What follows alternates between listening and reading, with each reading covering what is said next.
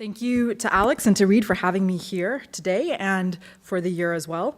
I'm very excited to have the opportunity to present some ongoing research from my book project. And it seems like, great, and I have a clicker. So as some of you may know, Narendra Modi is the Prime Minister of India. When elected, he was immensely popular, but also very controversial. He and his party are associated with Hindu nationalist politics, a brand of politics with troubling implications for minorities in India. Violence against Muslims has spiked under the pretext of cow protection.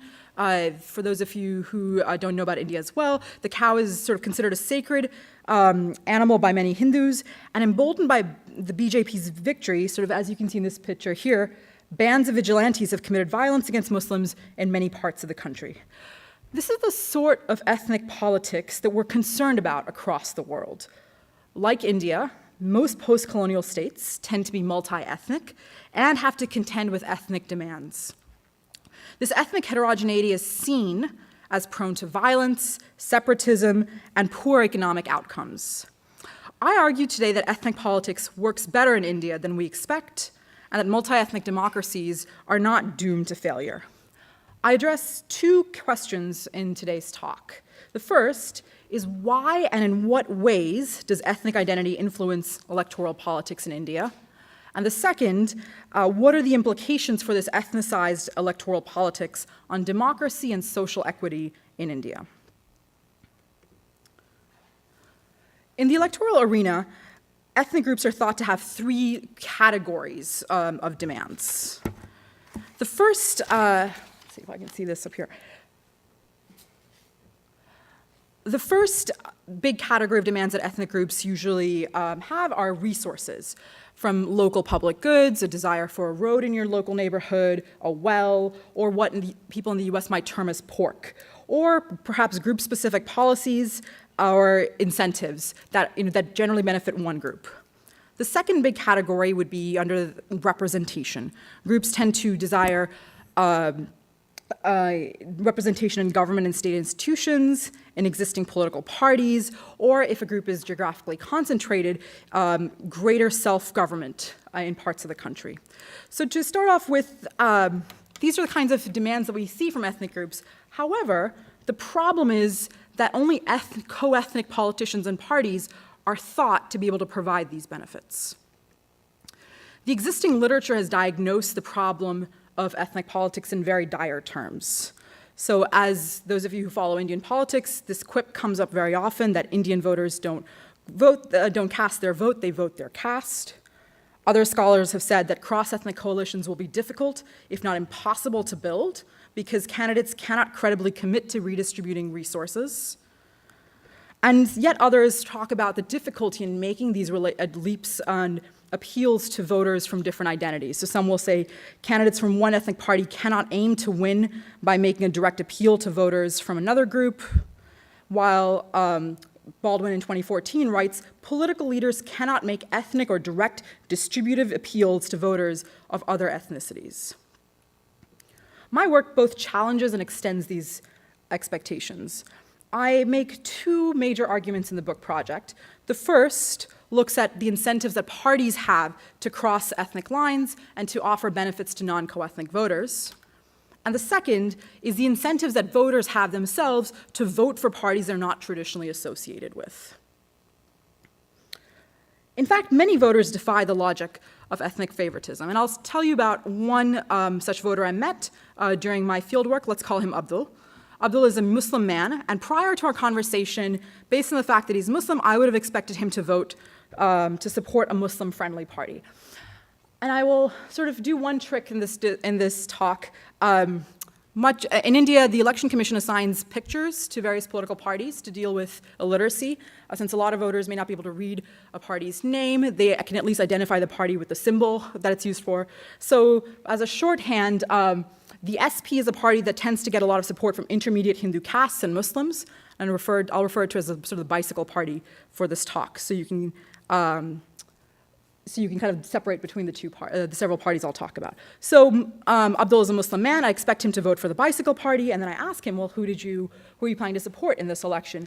And he whips out this business card, which is very helpful to take a look at. So If we take a look at his choice, and I'm sure some of you in the room might speak Hindi, but for those who don't, there are two pieces of key information on this card. The first is the name of the party he's voting for. So actually, he's supporting the BSP, or the Elephant Party. It's a party typically associated with lower caste, non-elite Hindu voters. And the second piece of information on this card is the name of the candidate running in this electoral district. And that name of the candidate is Lokesh Dixit. And if you're from this area, you immediately can identify it's an upper caste Hindu candidate. So this is fairly puzzling. Where is sort of the ethnic preference in his choice, given that he's voting for a lower caste party running an upper caste candidate? In this talk, I'll address this puzzle by exploring a few interrelated issues. The first is I'll address the question of what I mean by ethnicity, distinguish it from sort of the way it's popularly used. The second is, why does ethnicity matter in Indian politics? And the third question I'll get into is, why do parties make appeals across ethnic lines? And the flip side of that question is, well, if parties are making appeals across ethnic lines, why do voters then respond to those appeals? And finally, I'll conclude with some implications for Indian democracy. There will be some statistical graphs in the end, but I'll save those to get that. Yeah. So before I go further, I'd like to clarify what I mean by ethnicity. And if any of you have answered questions, a census or equal opportunity questions for job applications, you would have noticed that race and ethnicity are two different questions and are generally understood in the US to mean two separate things. In political science, ethnicity is treated as an umbrella category to mean a variety of descent-based identities, which includes race, caste, language, or religion. So ethnicity can mean any identities that is delineated by your religion, by your tribe, by your region across the world. There are three sort of, I would consider, the most important features of the term ethnicity. The first is that it's a descent-based identity. It's an identity that you get based on who your parents are, who your ancestors are. The second is that it has this characteristic of constrained change. It's very difficult to change your ethnic identity. You can't opt out of it very easily. And the third is visibility. People within your sort of socio-political context should be able to determine your ethnic identity by looking at you. It's supposed to be a visible identity. In India, ethnicity can imply different sort of sets of identities. It can be in a linguistic group, such as Tamil speakers. It can be caste groups, such as Brahmins, and it can be religious groups, such as Muslims. And I want to sort of highlight that religion is considered an ethnic identity in India because it's sort of subject to these characteristics of descent-based and sticky. Whereas religion is perceived in the United States and much of the West as a question of choice, it's not seen as much of a choice in countries like India, and I'd say arguably Northern Ireland as well. That religion is very much an ethnic identity than an identity you can opt into. It's conceptually useful to think about ethnicities as a broad umbrella category to compare dynamics across countries. While in the US, race may be the most politically salient ethnic identity, which marks a history of oppression, in India, the most politically salient identity would be caste or religion. In Kenya, it might be tribal identities. So it's useful to kind of think about what kinds of identities we can compare that have similar features across the world. Much of the current salience of caste and religious identities in India is linked to policies developed by the British under the colonial era. And now some of you might have been here for Tariq Barkawi's talk 2 weeks ago, and you would have heard him talk about the British practice of tabulating and classifying Indians into discrete caste categories, which incentivized individuals to pass themselves as members of a martial caste in order to get a position in the military. Similar dynamics are occurring outside the military as well, under colonial rule. The British start administering censuses in the late 1800s in an attempt to understand the Indian social landscape. And I have some pictures here from a book published in 1837. I think it's called The 72 Caste Groups in Madura City. And you can kind of see the British sort of missionaries producing this work are trying to delineate different groups of Indians. So down here you have the potters, above that is a tailor, down here is an accountant, and up there, I think that was a Muslim jester when I read it earlier today. So it's sort of a British attempt at tabulating and understanding complex identities, which has this sort of interesting impact that it simplifies but also reifies them into static caste categories and places them in a simplistic hierarchy. So whereas caste was much more of a fuzzy, dynamic identity prior to British colonial rule, it becomes reified into something fairly static.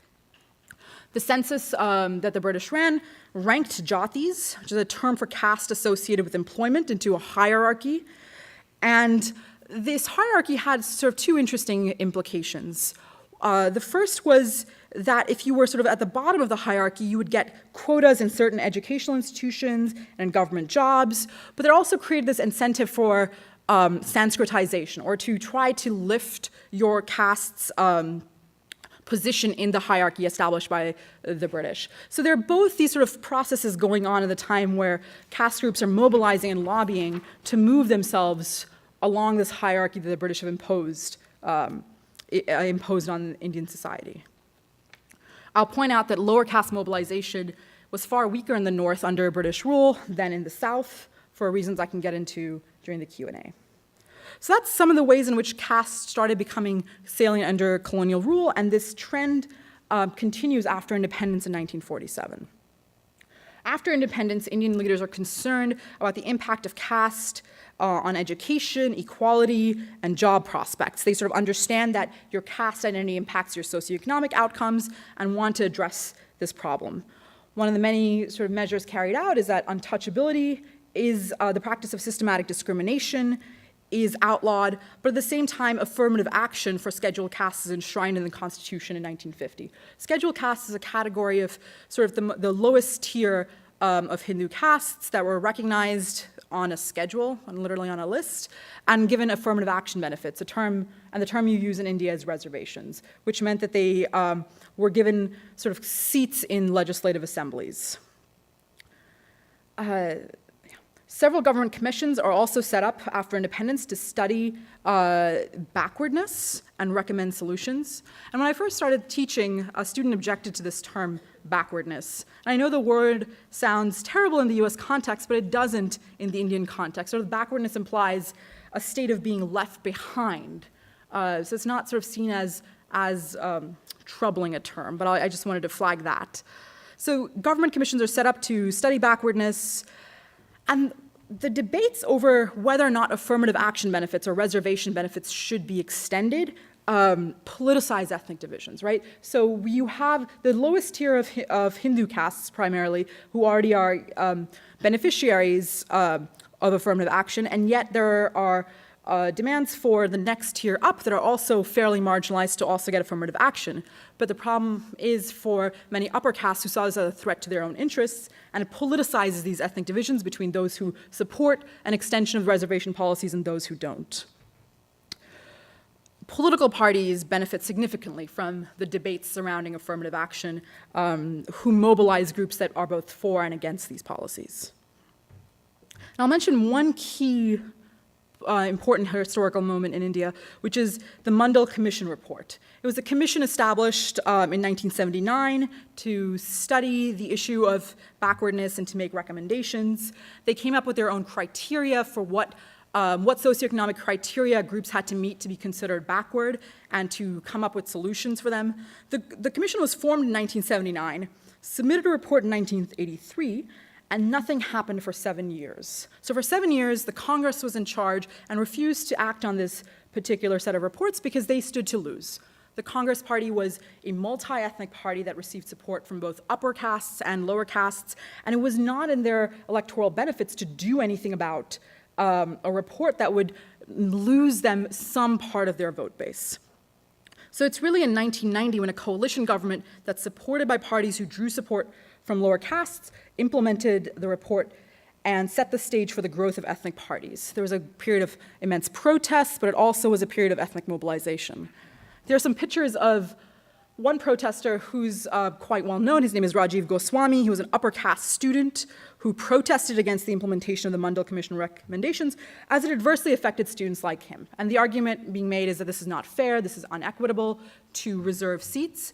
And his form of protest that happened several times was immolation, self-immolation. So he set himself on fire, and it was sort of it sort of indicates kind of how important or how sort of violently this issue was debated in Indian society. Protests like this benefited two sets of parties. It benefited upper caste parties like the BJP and lower caste parties who were able to take a position on this issue of affirmative action, with upper caste parties arguing against it and lower caste parties supporting the move for more reservations. In the book, I take a closer look at these dynamics in India's most populous state, Uttar Pradesh.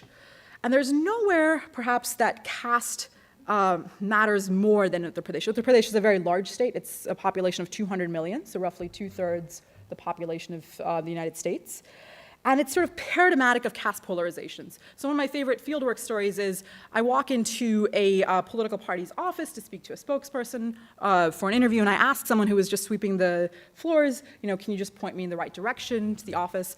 And the man very helpfully points out the way, but then he also immediately asks, without skipping a beat, what is your caste?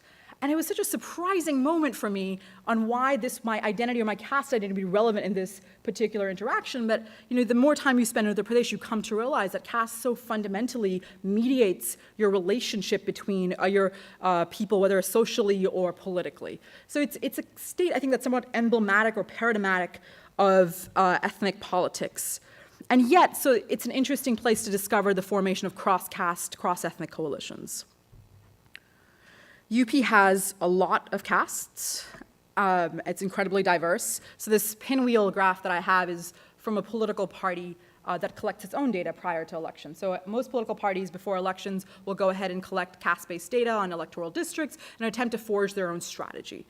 As you can kind of tell, that there are many large castes, and none of them are big enough to win an election, to support a party that can win an election on its own, which incentivizes coalition behavior. So this diversity both lends itself to individuals sorting themselves on identity lines, but it incentivizes forming cross-ethnic linkages when one's own group is not large enough. Large parties are typically associated with caste and religious groups on their own, but they also need other support. And I have a little cheat sheet of the important ethnic groups in Uttar Pradesh, as well as the parties they typically support. So Muslims typically support the Samajwadi Party, the Bicycle Party, as do Yadavs. Scheduled castes, an umbrella category, typically support the Elephant Party, and Jatavs are a subgroup of scheduled castes, and Hindu upper castes are typically associated with the Bharatiya Janata Party, the ruling party today. Electoral politics in Uttar Pradesh are highly competitive. They're held every 5 years for state legislature elections, and the state legislature has control over areas that matter a lot to regular voters. So infrastructure, the police, these are sort of issues that people care a lot about, and turnout in state legislature elections is often higher than in national elections. For many ways, the politics are similar to the United States in that electoral districts are single-member plurality districts. So much like the United States, it means that one individual is elected in a district. It's a winner-take-all system, and therefore parties need to try to attract as many votes as possible. Unlike in a proportional representation system where a party may be satisfied they'll win an equivalent percentage of seats to the number of votes they win, in a plurality system, you really do have to try to seek out as many votes as possible. So based on the institutions and everything I've told you so far, coalition building behavior in such an electoral system makes a lot of sense. However, our expectations of ethnic parties is they're exclusive and can't possibly reach out across ethnic lines for two main reasons. The first is that reaching out to voters who don't share your identity is incredibly risky. If you have a certain amount of patronage to disperse or resource to disperse, every sort of dollar that you provide to someone who's not of your identity means it's a dollar less going to those of your own. Every time you don't nominate someone of your own ethnicity to a candidate list means that it's a position that's lost out to those of your own group. So there are costs to trying to reach out to other ethnic groups, which makes it risky. The second reason why it's often conceived that cross-ethnic appeals don't happen is that it's not credible. that if you are a party typically associated with group X, it's not credible to those of group Y that you'll actually help them, that you, even if you promise to do things for them in the future. So that's sort of where we are in terms of why scholars of ethnic politics generally don't believe that cross-ethnic appeals happen all that often. And however, in India, we do see cross-ethnic appeals quite frequently. So here are a couple of examples of the kinds of cross-ethnic appeals that you might see in India. Let's see, from your angle, the picture on the left, there are two figures in the picture. The first, the man with the beard, is Gurmeet Ram Rahim Singh. He's a spiritual leader associated with lower caste Hindus and Dalits in the states of Punjab and Haryana. He's a spiritual leader considered quite influential among certain groups.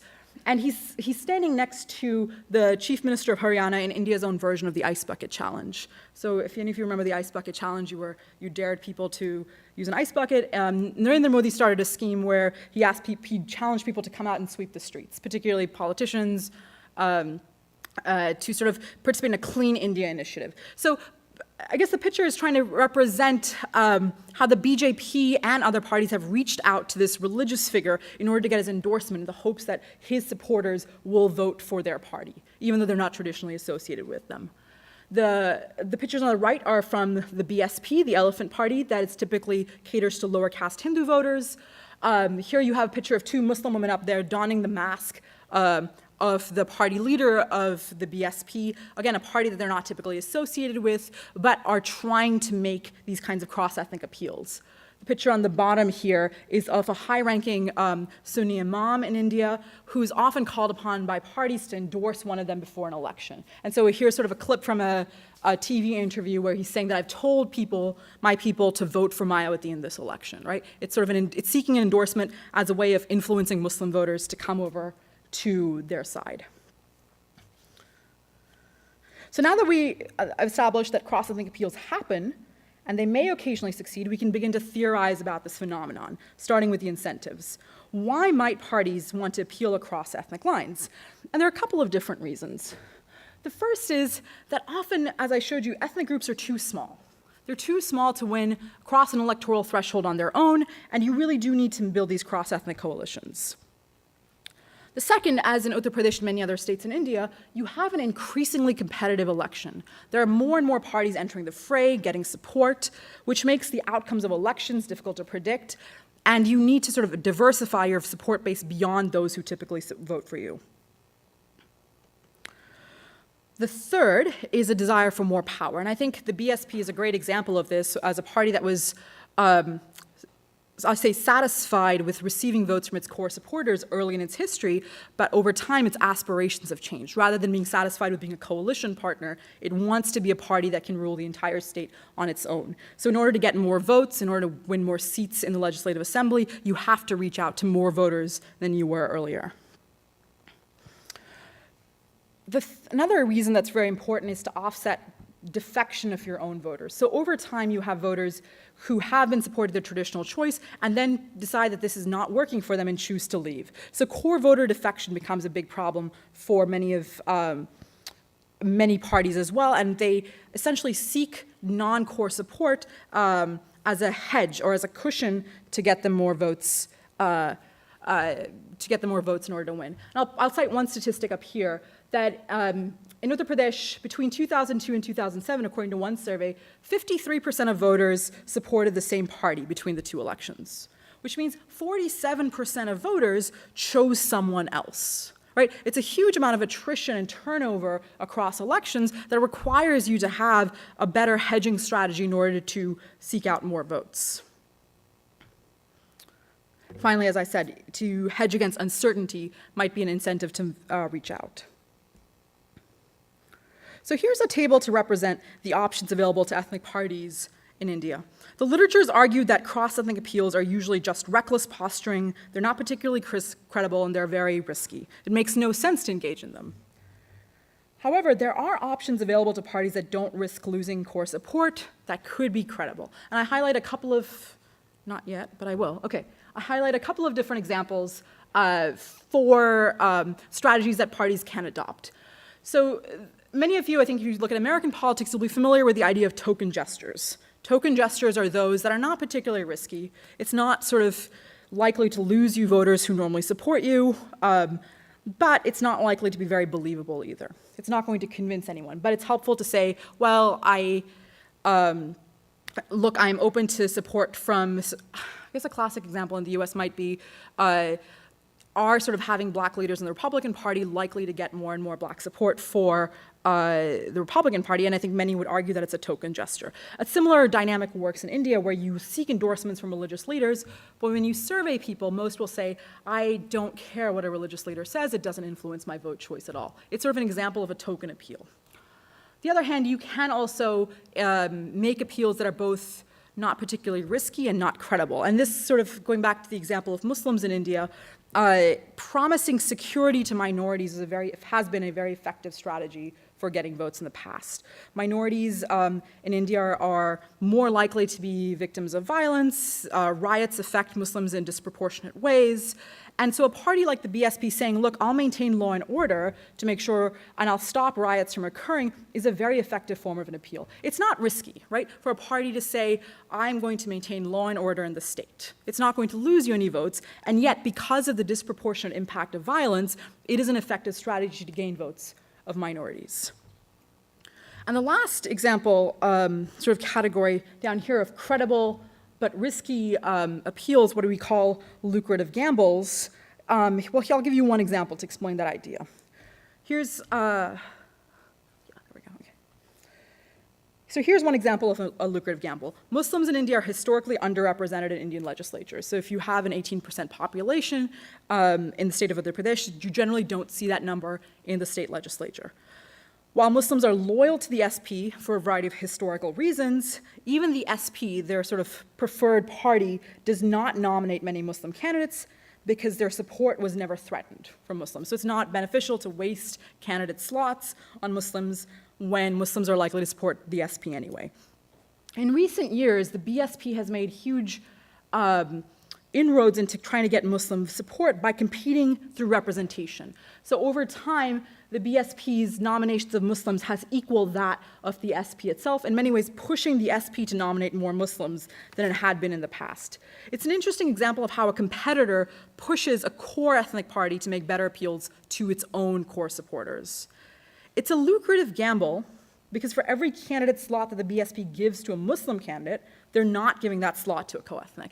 And candidate lists matter a lot in India. Candidate nominations are a zero-sum game. There are 403 electoral districts, and that's a fixed number. They matter because elected members have a large amount of development funds that they can disperse as they please, and core supporters themselves might feel threatened that they won't receive as much patronage without a co-ethnic representative. It also has this interesting impact of threatening that a party will split. If a disgruntled party member didn't get a nomination this election, they might start their own competing party. So it's costly for a party like the BSP to nominate as many Muslims as it does. And yet, because it's costly is what makes it credible for Muslim voters, that it is sort of a concerted appeal to Muslim voters, not sort of just empty rhetoric.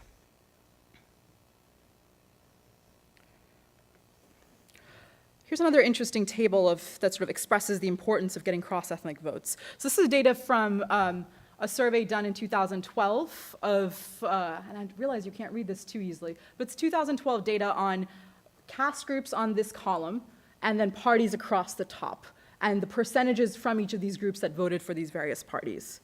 So in the red, I highlight between 2007 and 2012 how much these parties lost their own core support. So as I said, the BJP tends to get a lot of Brahmin votes. They got 44% in 2007. It went down to 38% in 2012.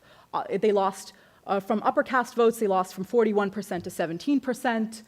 The Jata vote for the BSP dropped from 86 to 62. So these are all examples of where ethnic parties are losing their own core supporters across just one electoral cycle. And yet, on the other hand, you can take a look at this data and see where they're gaining. They often gain non-core supporters. So the BSP gained some Brahmin votes. It even gained some Muslim votes in 2012. And the SP gained, Jata votes in 2012 as well. So there are opportunities for parties to make up what they might lose in attrition and core voter defection. So let's come back to the example that I started off this talk with, which is Abdul. and why Abdul made the decisions he did. So when I started asking him, well, what sort of prompted your vote choice, he explained very clearly, first, I dislike the incumbent. The person who was in power here before has done nothing for this area, and I really want that individual out of power. Second, I said, well, okay, why don't you vote for the SP, as many Muslims do? And he said, well, frankly, the SP is not going to win here. It's not strong. They have never been strong. There's no point wasting my vote on a party that will never win. He was, interestingly, very able to describe the ethnic composition of the district. He said, look, there are this many Brahmins here, there are this many scheduled castes, here's how it might play out. Most of these people will probably vote for the BSP. This is why I think the BSP is a winnable party. And the winnability of the BSP was a really important factor for him. And it's an odd intuition for an American audience, that you usually think the idea of voting for someone is to help them win. And yet, for many voters in India, it's sort of a game of determining who is likely to win, because you hold the belief that I'll get to in a second, that by supporting the winning candidate, that candidate will then distribute patronage back to you. So it's sort of the opposite game, that you hope to benefit by picking the right person rather than vice versa. And let me get to that belief a little bit more in the next slide.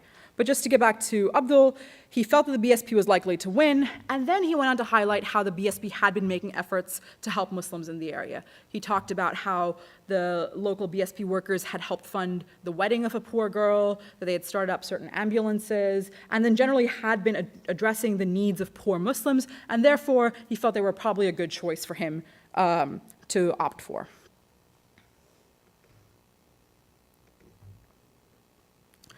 So why vote across ethnic lines? So as I take sort of a larger, theoretical view of it. The first, I think, is going back to the first slide I showed you, which is this desire for benefits, whether it's resources, whether it's recognition, or whether it's representation. Voters want something from this electoral process. They hold the belief that politicians can identify supporters. And that's an interesting dynamic there. I had both politicians and voters seem to have this idea, whether or not it's perfectly true. One politician I talked to said, look, I can tell by someone's face whether they've supported me or not. I can just tell. I have a sixth sense about it. So he sort of was very sure about his own ability to assess someone else's support. There are other institutional factors that make it really easy for politicians to identify who supported them or not. So the way in which votes are counted. Votes are reported by polling booth level in India, which it might be as much as a few hundred votes. So in a few hundred votes, you can tell whether this side of a village supported you or not. There are ways to sort of target more closely whether or not people are voting for you, and therefore to sort of have that kind of quid pro quo relationship between voters and politicians.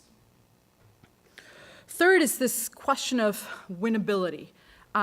Voters want to try to figure out who is likely to win, and they have different ways of sort of addressing that. So one thing Abdul will talk about is the size of other groups, the size of other caste groups, and whether or not that indicated if a particular group was likely to win.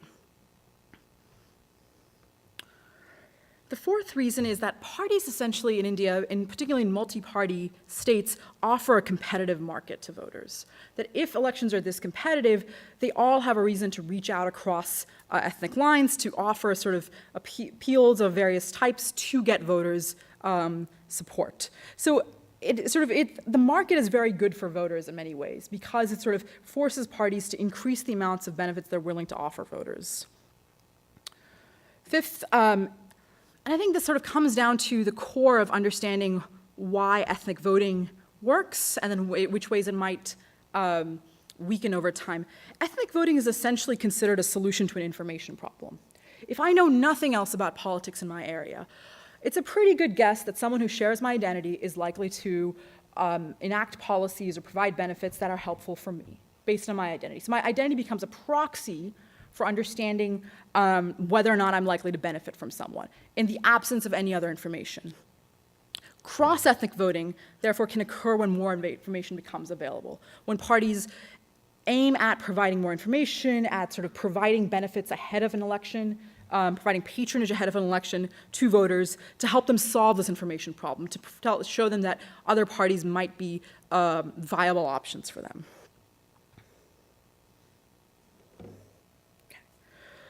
So I'll show you a little bit of the data I collected for for the book project. And in 2012, I asked Muslim voters about who they voted for in 2012, and a few other sort of political questions about the activities they participated in. The model I use, for those of you who are interested in statistics, is a multinomial logit model and vote choice. And the key kind of interpretive sentence I'll give you is that what is the likelihood of Muslims supporting the BSP, a non-coethnic party, over the SP, a coethnic? So what is the likelihood that Muslims will defect from a traditional choice? And it turns out there are a few different factors that influence that likelihood. So the tables up top show you the size of the Muslim and the Yadav population, sort of populations that are associated with the SP. And as those population sizes increase, the likelihood of supporting the BSP declines, right? So as a core population of a particular party increases, it makes more sense to vote for your own co-ethnic party. They're more likely to win because they have more supporters. And we can see the flip side in this graph down here, with scheduled caste voters increasing over time. That as the scheduled caste population increases, Muslims are more likely to vote for the BSP because the likelihood that the BSP will win anyway increases. The second factor, as I discussed, is this information question, or the efforts that parties make to reach out to non-coethnic voters. So this is a probability graph that asks Muslim voters whether BSP workers visited your home. Did they, come to your home to sort of campaign? And in I think about 66% of respondents said that BSP workers visited their home. And there's a striking increase in probability of supporting the BSP when they actually visited your home. So the likelihood of voting the BSP might be 5%, it increases to about 32% if the BSP workers end up visiting your home. So it's one interesting sort of indicator on how much cross-ethnic outreach strategies might be helpful to getting that sort of non-core support. So I'll conclude with a few thoughts, and I'm happy to open it up to questions. The first is that ethnic parties have generally been good in Indian history for expressing the interests of marginalized groups. Without sort of ethnic parties, larger parties that have been multi-ethnic have had very little interest or incentive to address the needs of marginalized groups. So the Congress is a classic example, which received support from both upper castes and lower castes, and often sacrificed lower caste interests in order to maintain upper caste support. So ethnic parties do have a positive role in expressing the interests of those who might not have their interests expressed otherwise. The second is the surprising flexibility and versatility demonstrated by ethnic parties in India. That while we tend to conceive of ethnic parties as being very exclusive with sort of firm boundaries, they tend to be fairly pragmatic organizations that reach out beyond sort of their initial core base in order to win support. The third is that ethnic loyalty is far weaker than we previously understood, right? Voters tend to shop parties in multi-ethnic systems, that they have options available to them, and as long as a party makes a compelling case for why they will help a particular group, voters are interested at least in supporting, supporting that party. And this kind of leads up to the final big conclusion, which is that multi-ethnic party system is far better for minorities and marginalized groups because of the sort of market dynamic that it creates, that it, despite being ethnic parties, they're able to shop, they're able to sort of appeal to a variety of groups, and groups end up having a lot more choices in who to support. So I'll conclude there, and I look forward to your questions. Thank you.